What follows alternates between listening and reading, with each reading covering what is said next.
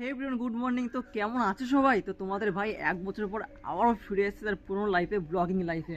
তো এখন আমাদের সঙ্গে নতুন দুটো সঙ্গী, একটা তো ফোন আর একটা আমার নিউ বাইক। ভাই just look at this my bike bro.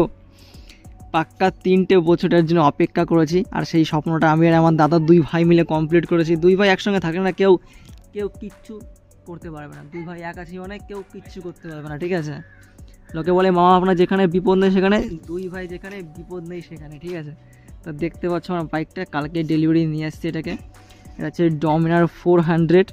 এটা বাজাজের সব থেকে top bike, top tourist bike plus riding bike. এটা জাস্ট ফেসটা দেখেছে মানে তাবাই ভাই। ফোনে কী লাগছে জানি না, বাট সামনে থেকে দেখলে আলাক লেভেল।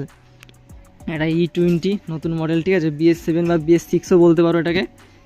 এটা এখনো পুজো দেওয়া হয়নি, তো এখন গাড়িটাকে নিয়ে আমি এর মা যাবো সিমলাগড়ে পুজো দিয়ে যাবো। কারণ পুজো দেওয়াটা দরকার, নতুন গাড়ি এসছে বাড়িতে, পুজো না দিলে হয় না। তার আগে যাবো মেমারিতে, আমার একটা বন্ধু যে পারতো, ওর একটা বাইক ডেলিভারি এসে আজকে। তো সেটা একসঙ্গে ডেলিভারি নিয়ে দুটো বাইক নিয়ে যাবো সোজা সিমলাগড় পুজো দিতে। আর কেমন লাগছে বলো?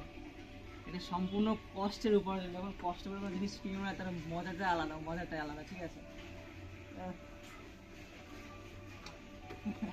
তো যাই হোক, আমি স্নান করে জামা প্যান্ট পরে রেডি হয়ে গেছি, আর মা ওইদিকে রেডি হয়ে গেছে। আর অনেকদিন পর আমি বাড়ির ঠাকুরকে পুজো দিলাম। আমাদের এখানে লক্ষ্মী ঠাকুর, বাল গণেশ, কার্তিক ঠাকুর, রাধাকৃষ্ণ সব ঠাকুরই আছে।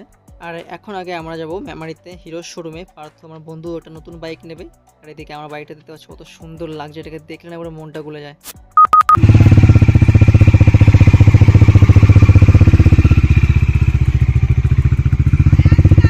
আমরা শোরুমে চলে এসেছি। সেকেন্ডটা পার্থর মা একটু ডকুমেন্টেশনের কাজ করে নিচ্ছে, টাকা পয়সা কথা বলে নিচ্ছে। আরও আজকে নতুন গাড়ির জন্য খুবই খুশি, দেখেই বুঝতে পারছো। যাই হোক, তো আমাদের গাড়ি ডেলিভারি নেওয়া হয়ে গেছে। এটা হলো হিরো এক্সট্রিম 125 নতুন মডেলটা, খুব সুন্দর, ইঞ্জিনটা হেভি রিফাইন পুরো। গাইস চলে এসেছি আমরা, এই যে পার্থর ডার্লিং ডেলিভারি নেওয়া গেছে এক্সট্রিম। আর এই যে আমার ডার্লিং, আর এই যে এটা আমার ডার্লিং, এটাও আমার কাকি ডার্লিং।